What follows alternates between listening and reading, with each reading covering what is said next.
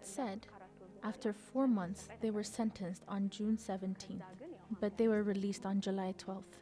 The district court ruled in my favor, but the higher court released them. If my mother worried about her reputation and said, "If you go out and talk, my name will be ruined," if my brothers and sisters worried about their reputation, they would have stopped me. It wouldn't be somebody else. My family would have stopped me. But my family is super supportive of me, especially my mother. What we are talking about today is not something simple. We are destroying a generation. When we say let's save the generation, it's not just talk. We need to save them with action. The compensation that is given to a victim, whether male or female, is 1,000 birr. My attacker didn't even serve half his sentence when he was released. Where do you think they go after they get released? They'll come straight to me. Who's at risk? I am. I've been through it, but the process is very ugly.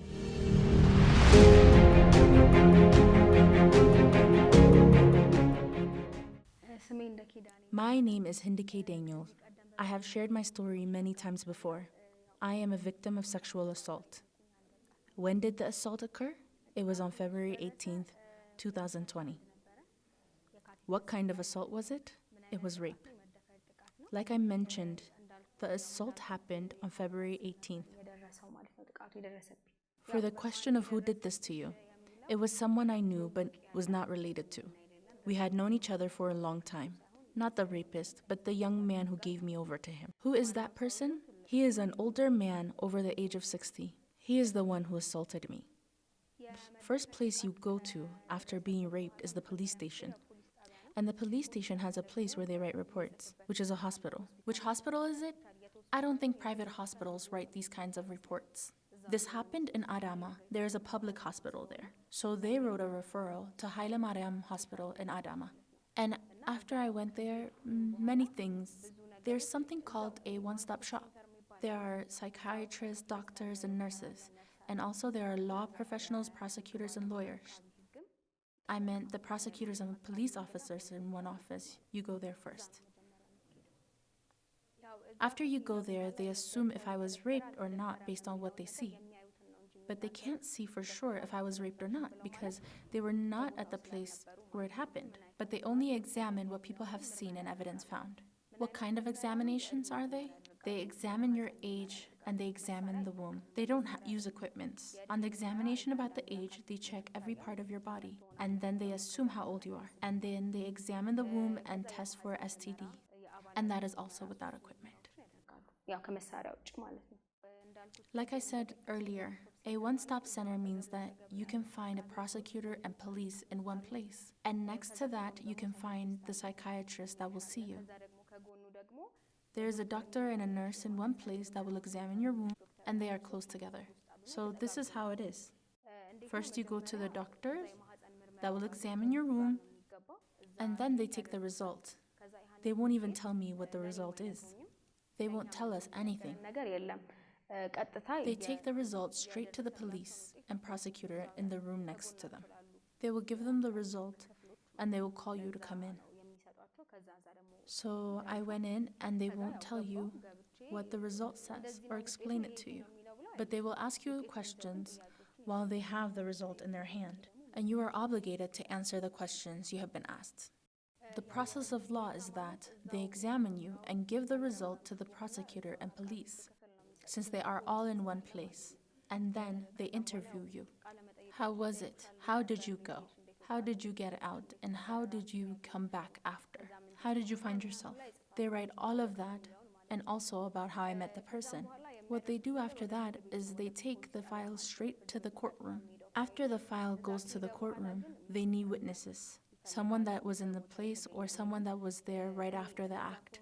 How did the person that did this leave? How did you meet the person? They need a witness for all of that. And at the hospital, the result from the hospital is mailed.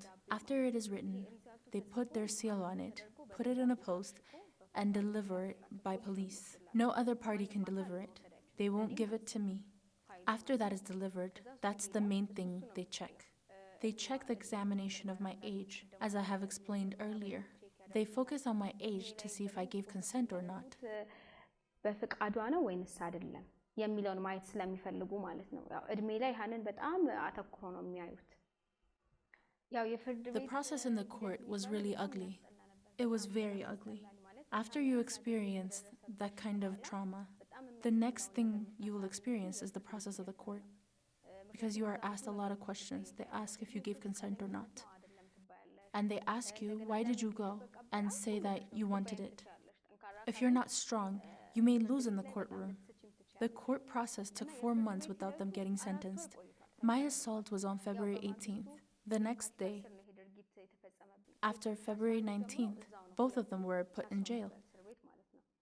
But for 4 months, meaning till June 17th, they hadn't been sentenced. They got sentenced on June 19th, after 4 months. Many things were in action till then. Why did it take this long? I don't know. The district courtroom was fighting hard because the other party was trying to destroy some of the files. We have gone through some difficult situations. We have gone through a lot of ugly things. All in all, the trial was ugly. But like I said, they got sentenced on June 17th. And they got released on July 12th. How did they get out? Why did they get released? I don't know. We heard after they got released. People told us we saw them free. People told us we saw them. And they called my mother and asked, did you drop the charges? Or what did Hindeke say? ያ ሁሉ ጊዜ ተንገላተሽ በመጨረሻ ተፈርዶ And after that, when you hear they have been released, you're in shock. And you're confused. You don't know how they got out. We don't know how they got out. But all we know is that people told us that they got out. Then questions like, should you have hired a lawyer, arise.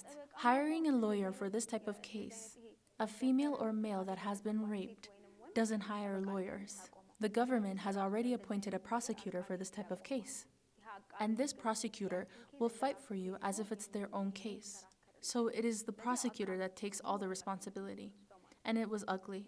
They got sentenced, but got released shortly. The sentencing that came after 4 months was for them to spend 8 years and 5 months in prison. For both of them. They got 8 years and 5 months prison sentence. But after this sentence passed, they were out after 25 days. When I say they got released after 25 days, I mean both of them. The person who did it and the person who gave me away, both of them were seen out. The thing that amazes me is that they are going out and about without a care. People have seen them out doing whatever they desire. How and why, I don't know. It can't be anything else other than the law not being as tight as it should be. Where is the case now? Women's Lawyers Association and also Oromia Regional President's Prosecutor's Office that is located here in Addis Ababa. Both of them have taken the case. Based on what they're telling me, the person was released by higher court around October. They were released by higher court around October. They first got sentenced at the district courthouse. They got sentencing at the district level. The people at the district fought very hard, but we didn't hear about when they went to the higher courthouse and got released. They were considered free men by the courthouse and got released around October. Why did they become free? Because of my age. At the time, I was 18 years old. I have said this many times and shared it on many of my videos. But when I was examined at the hospital report showed that I was 16 years old. But when they checked, they didn't check for my actual age, but instead, they just assumed how old I was. So they made me 16 years old. Even when I was telling them that I was 18 years old, they made me 16. And I was not at the point where I can argue with them. After that, they even said that we didn't have any evidence that Leah Kabeda was her mother. Why did they say that? When my birth certificate was brought up, it said I was 18, but the hospital report says 16. Hindeke Daniel, the daughter of Leah Kabeda that was born at the time the birth certificate said, they said didn't have any evidence that this is her. So they didn't even accept the birth certificate. And the men got sentenced based on the hospital report that said I was 16 years old. And if you see it from a point of view of a 16-year-old, even if a girl or a boy who is 16-year-old gave consent, the law considers it rape.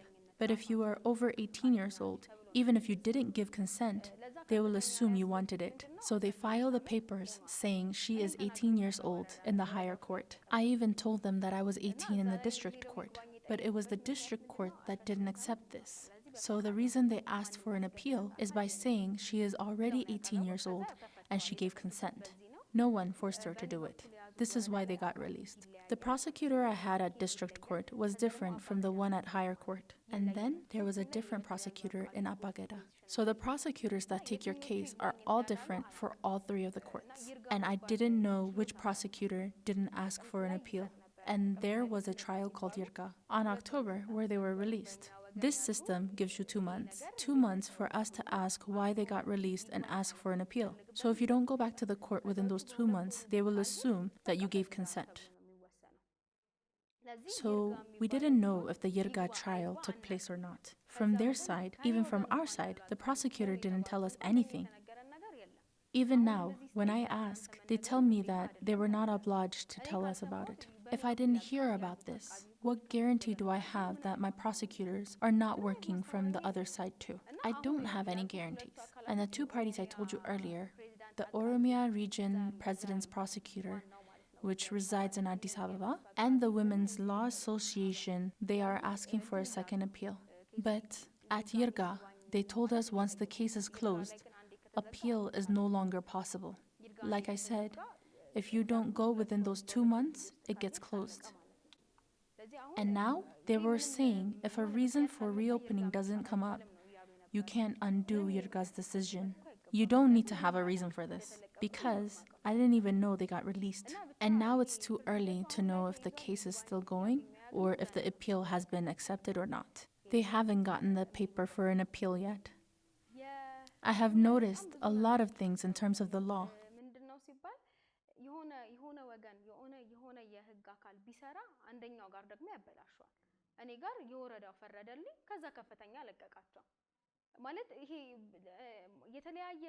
This looks like they are part of two different governments. But if the district passed justice, then it is done. Why do they let them go to the higher court to ask for an appeal? Why do they even allow an appeal for this type of case? Why do they ask bail for this? Why did they get released on bail? Didn't they already ruin a lot of people's lives?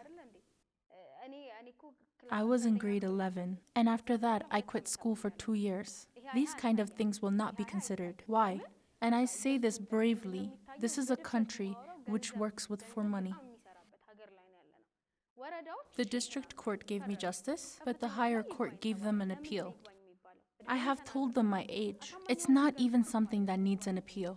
So the thing I noticed is that it is simple to rape a man or a woman in this country. It's a simple thing.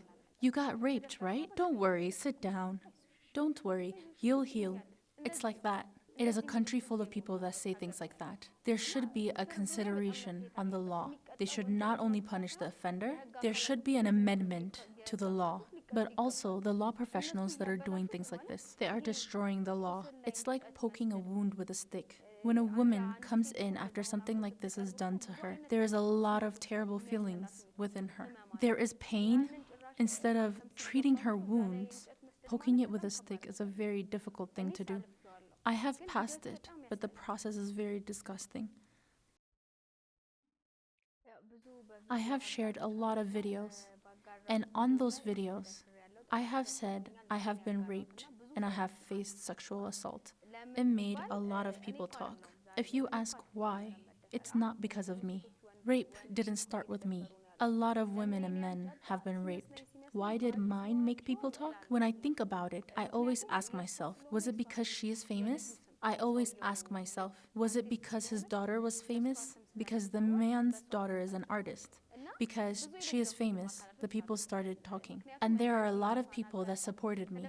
Because there could be some more other women that exposes herself to talk about rape. Because there could have been another woman that exposes herself to talk about being raped. And I think they got confused because I wasn't sad and my face didn't show it. I have received a lot of surprising questions and surprising things from the community. And I discard the unwanted thoughts. I won't hold them in because they will take me down. But if you ask me what kind of thoughts came your way, so many ugly ones like, did you do this to be famous? Why are you seeking attention? You wanted this. One comment I read even said, you're the one who raped the guy. He didn't rape you. He doesn't have the capacity. But after I see all this, I just ignore it. I don't give it a place. because this will only take me down and not let me move on. With that said, there are many people who have supported me too, and who are still supporting me, telling me you are brave, be strong, you can expose many people, you can be a voice for many. There are many people who have said all of these to me, and since I only focus on the good comments, I don't really mind. The people around me are also helping me in many ways. The people who were there when the assault happened, for example, they still see me as I was before the assault. Because after all of that happens, people tend to exclude you. The society excludes women who have been through these kind of things. It's like a culture. And the time after my assault, people actually were taking care of me even more. I used to hate it when they were taking care of me more than usual. It makes me feel like something very strange happened to me. So what I want for society and what they are currently doing is giving me is no special treatment. The Hindeke they knew before is the same Hindeke now. So they see me in that way. I don't want a special treatment. And it's because my family is supporting me. I have said this many times. I have talked about my mother's support many times. If she didn't support me, if my brothers and sisters at home didn't support me, I don't think I would be here speaking about it. Even if I wanted to speak up, and my mother was worried about her reputation, and said, if you go out and talk, my name will be ruined. If my brothers and sisters worried about their reputation, they could have stopped me. It wouldn't have been anybody else that could have stopped me. But my family supports me, especially my mother. Me Too Ethiopia found me from the page where I shared my video and contacted me. To be honest, in the beginning I didn't believe it. I didn't believe it until I met the representative who talked to me, because many people came to deceive. Some people even came from the offender side. So I am usually suspicious. So I stall by saying, wait, hold on. And they have experienced how I stall. I like to check thoroughly to know if they are real or not. So after meeting me, we first talked on the phone. After we talked, I found out that they are good people. I don't just say that because we only spoke on the phone. Maybe, if they had disappeared after our conversation, I would have assumed they are all the same. But they kept calling me until I got tired. I even had to ask myself, what are they up to? After they told me their goals, their goals was the same as mine. I wanted to be a voice for others, not just myself. I don't want it to be just about me. I want my voice to resonate on behalf of others. I want to be a voice to my brothers and sisters who have been through the same thing. My goals, alongside with Me Too Ethiopia, when they explain their goals, and the people who talk to me are truly good people. I would like to thank them very much.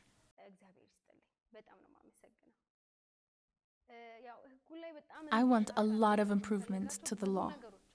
A lot of things. I think the ones that need improvement are much more than the ones that don't. I had said this earlier. When you rest easy after a particular body of law gives you justice, and you see the other part of the law undo it, if you ask why, I don't understand either. I don't know. I don't know what kind of work they're doing. When I think about what they're doing for these kind of cases, it makes me laugh. And my prosecutor? These were two of them on my side. And after some time, one of them was a woman. There was a need to add more people. When we asked them why the case isn't going, they added another prosecutor, a male prosecutor. And there were two of them. He said to the people who lived with us, to the people who knew my mother, she's getting compensated. 1,000 birr compensation has been written for her. When she told me that, I laughed, honestly. I don't understand it. The 1,000 birr. I truly don't understand it. 1,000 birr for compensation? I will never understand that. It was better if there was no compensation. They did this to ridicule me. For a person who has been through this, what is the use of 1,000 birr? I don't understand. I have asked many people. They say this is what has been written in the papers. It's only 1,000 birr that has been written. For this type of case, if a man or a woman was raped, the compensation is 1,000 birr.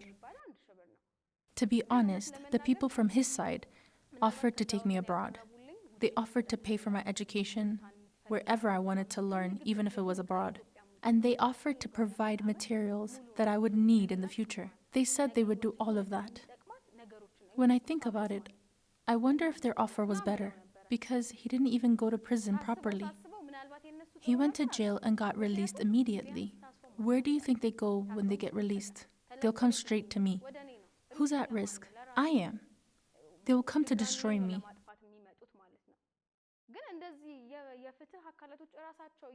What amazes me is that for a crime like this, if anyone goes to mediate, they will be punished. The mediators that came to me got punished too. If anyone brings this up, they'll get punished. The elderly man who tried to mediate got punished. If this kind of case is taken to court, and if anyone tries to mediate, they'll get punished. Why did they get punished? It still confuses me. Those people came to me and offered, right? If I accept their offer, I wouldn't have had any quarrel with them. They would assume I have agreed and they would leave me alone. But now, it's a risk for me. They got released. The compensation was 1,000 birr. And they're released.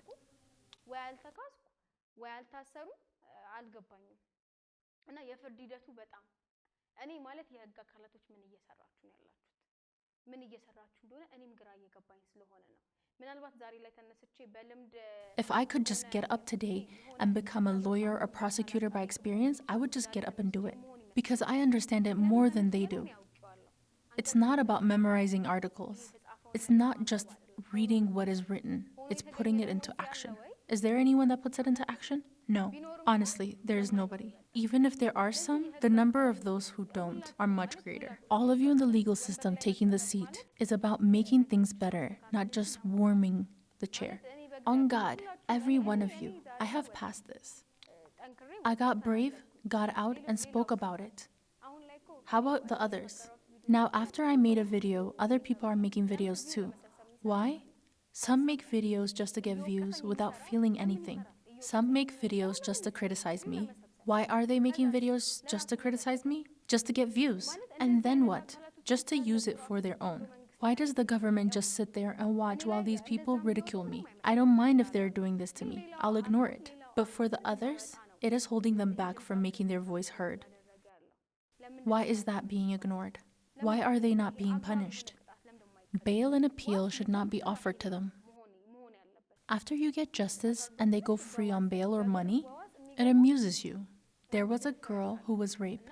They had brought her from a rural area to take care of the children. She is 11, 12 years old. She's just a kid. And then she got raped by the husband of the woman who brought her. Then the wife gave her husband up. He went to prison. But he got out on a 20,000 birr bail without even spending a week in jail. Even his wife was confused. She was afraid, saying, "He will kill me." How can he not kill her? She has 2 kids. They have a 1-year-old and a 3-year-old kid. Even for the kids, what kind of life are they going to live now?